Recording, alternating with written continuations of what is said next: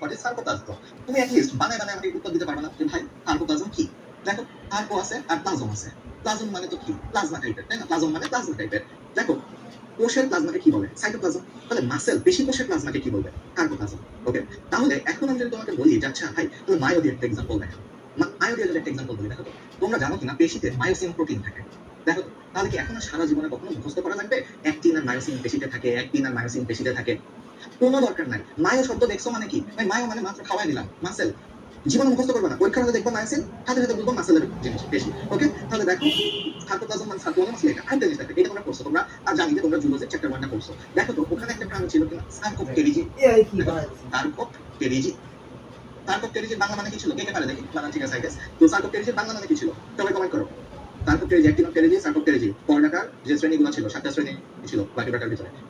হ্যাঁ, দেখছো হ্যাঁ ছিল, তাই না? সার্কোপটেরিজি মানে কি ছিল? যাদের যেসব মাছগুলার পাখনা মাংস হয়ে গেছে। যেসব মাছগুলার পাখনা মাংস হয়ে গেছে। তাহলে কি এটা সারা জীবনে ভুলবা?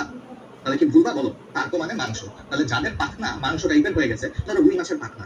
এদের পাখনা কি থাকে? মাংস থাকে বা মানে ইয়েটা থাকে, প্রোটিন থাকে, থাকে না? কাটা কাটা থাকে, তাই না? এগুলো অ্যাক্টিনোপটেরিজি। আর আমরা ইউজুয়ালি এসব মাছ দেখি না, বাট যেসব মাছের পাখনাগুলোতেই মাংস থাকে, সেগুলোকে বলা হয় কি? সেগুলোকে বলা হয় সার্কোপটেরিজি। না, অস্থিময় মাছ না। অস্থিময় মাছ হলো অন্য নামে ডাকা হয়। ওটা সার্কোপটেরিজি। সার্কোপটেরিজি গুলো বলে মাংসল পাখনা বিশিষ্ট মাছ। ঠিক আছে? পেশিবহুল, হ্যাঁ এরকম। আচ্ছা ঠিক আছে গেল।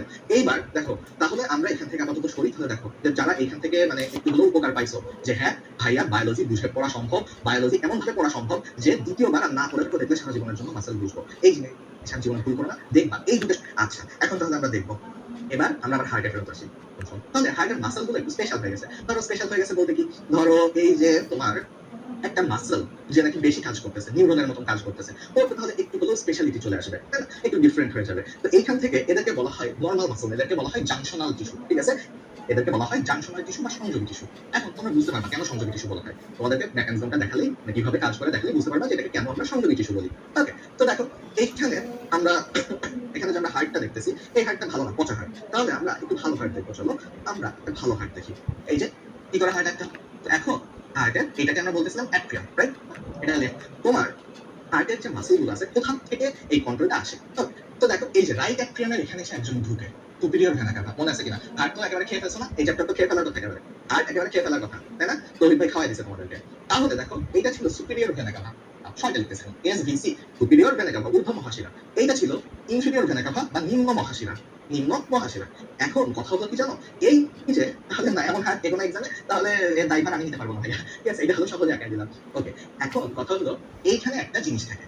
এই জায়গায় একটু সবাই মনোযোগ দাও, তোমাদেরকে একেবারে খাপে খাপে মিলাই দেবো। ঠিক আছে? খাপে খাপ মর্জিনার বাপ মিলে যাবে একেবারে এখানে। ওকে? তাহলে দেখো এখানে সুপিরিয়র ভেনা কাভা আর রাইট অ্যাট্রিয়াম। তাহলে কার কার সংযোগস্থল? রাইট অ্যাট্রিয়াম আর সুপিরিয়র ভেনা কাভা। এই জায়গাটায় একটা টিস্যু থাকে, মানে একটা কোষগুচ্ছ থাকে। এই কোষগুচ্ছটার নাম কি জানো? তোমরা শুনে অবাক হবা। ঠিক আছে? এবং এটা কোনো কিছু মুখস্থ করা লাগে না। এটাকে বলে সায়ানোঅ্যাট্রিয়াল। সায়ানোঅ্যাট্রিয়াল নোড। সায়ানোঅ্যাট্রিয়াল নোড। টয়টে কি ডাকা হয় জানো? টয়টে এটাকে ডাকা হয় এস, সায়ানোর এস নাই, অ্যাট্রিয়ালের এ নাই এবং নোডের এন নাই। ওকে? তাহলে এটাকে বলে সায়ানোঅ্যাট্রিয়াল নোড। এখন তাহলে তোমাদেরকে বলি সায়ানো মানে কি বোঝাচ্ছে জানো? শিরা। ঠিক আছে? তাহলে সায়ানো মানে বোঝাচ্ছে শিরা। মনোযোগ দিও সবাই। সায়ানো মানে বোঝাচ্ছে এই শিরাটা। অ্যাট্রিয়াম মানে বোঝাচ্ছে কোনটা? ডান অ্যাট্রিয়াম। তাহলে দেখো তো অ্যাট্রিয়াম আর শিরার মাঝখানে যে আসে তাকে আমি কি নোড বলবো? সায়ানো। শিরার জন্য সায়ানো, অ্যাট্রিয়ামের জন্য অ্যাট্রিয়াল। তাহলে cyano atrial node, cyano atrial node. Cyano শিরার জন্য, অ্যাট্রিয়াল হলো অ্যাট্রিয়ামের জন্য, সায়ানো অ্যাট্রিয়াল নোড। এখন তোমরা আমাকে বলো এইখানে আরেকটা নোড আছে। ঠিক আছে? কালারটা ব্লু কালার দিয়ে নোডগুলো বোঝায়। এইখানে আরেকটা নোড আছে। ওকে? তাহলে এটা কিসের